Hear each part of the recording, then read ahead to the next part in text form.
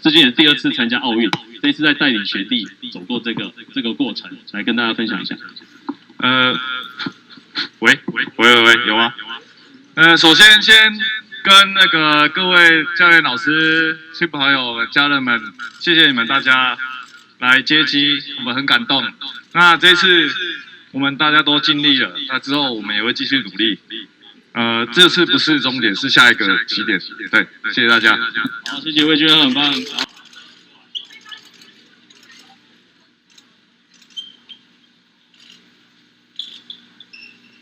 然后我们选手邓宇成、魏君恒、唐志军，还有我们女队的选手雷千莹、林嘉恩跟谭雅婷。来，我们先让媒体们有取个镜。我先从志军开始好了。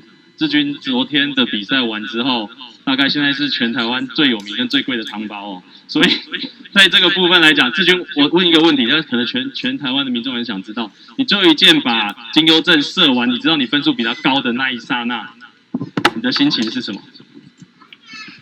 心情很紧张。我是已经射完了，还是很紧张？对。然后看到你把南韩队的最后一个希望踩在8强之外、4强之外，你当下有没有很想跟他讲说，我们就是这一次奥运让你，我明年亚运还给我们？不会，我觉得，每一个选手都是顶尖的，那我们就是保持着就是公平竞争，就是大家一起努力这样。好，很棒，谢谢志军。然后再我请问君恒，魏君恒是这一队里面的大哥，其实他也是长期在稳定这一支队伍的一个很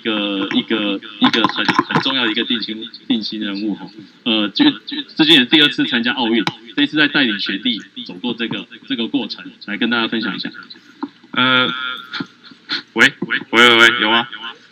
首先跟那个各位教练老师、亲朋好友、家人们，谢谢你们大家来接机，我们很感动。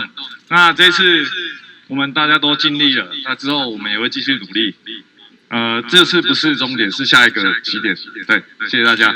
好，谢谢魏军，很棒。然后再来邓宇成，邓宇成这2年在台北2017世大运是代表队，然后这一次重新回到这个团队之中，然后跟着大家一起走出这个历史的成绩，说一下自己的心得跟想法。